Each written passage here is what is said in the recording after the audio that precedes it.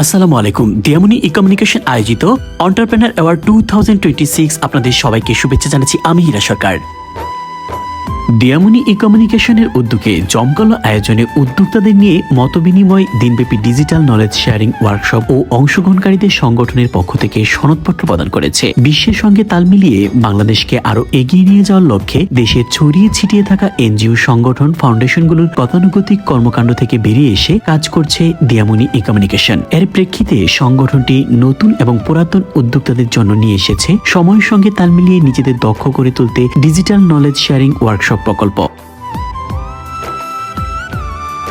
শুক্রবার 17 এপ্রিল সকাল 11টায় মগবাজার খাওয়া দাওয়া রেস্টুরেন্টে 200 উদ্যোক্তাদের নিয়ে মতবিনিময়, দিনব্যাপী ডিজিটাল নলেজ শেয়ারিং ওয়ার্কশপ কার্যক্রম ও অংশগ্রহণকারী উদ্যোক্তাদের মাঝে সার্টিফিকেট ও দিয়ামনি ই কমিউনিকেশন বেস্ট এন্টারপ্রেনার অ্যাওয়ার্ড 2026 প্রদান করেছে। দিয়ামনি ই কমিউনিকেশনের চেয়ারম্যান মোহাম্মদ মনিরুজ্জামান অপূর্বের সভাপতিত্বে হীরা সরকারের সঞ্চালনায় অনুষ্ঠানের প্রধান অতিথি হিসেবে উপস্থিত ছিলেন নিজের বলার মতো একটা গল্প ফাউন্ডেশনের প্রতিষ্ঠাতা ও সভাপতি ইকবাল বাহার জাহিদ। প্রধান আলোচক দেশ বরেণ্য সঙ্গীত শিল্পী ও চলচ্চিত্র পরিচালক এস.জি. রুবেল। বিশেষ অতিথি হিসেবে উপস্থিত ছিলেন বীর মুক্তিযোদ্ধা ফরিদা আক্তার কমান্ডার, দৈনিক বাংলাদেশের আলো পত্রিকার সম্পাদক ও প্রকাশক মফিজুল রহমান খান বাবু, হালচারনা বন্ধুর প্রতিষ্ঠাতা চান্দা মেহজাবিন ও বাংলাদেশ হাইকোর্টের বিশিষ্ট আইনজীবী অ্যাডভোকেট নার্গিস আহমেদ সেতু। এই সময় ঢাকা সহ আশেপাশে প্রত্যন্ত অঞ্চল থেকে আসা ফাউন্ডেশনের পক্ষ থেকে 200 জন উদ্যোক্তাকে প্রশিক্ষণ দেওয়া হয়। প্রশিক্ষণ শেষে প্রত্যেক উদ্যোক্তাকে দিয়ামনি ই কমিউনিকেশনের পক্ষ থেকে সার্টিফিকেট প্রদান করা হয়।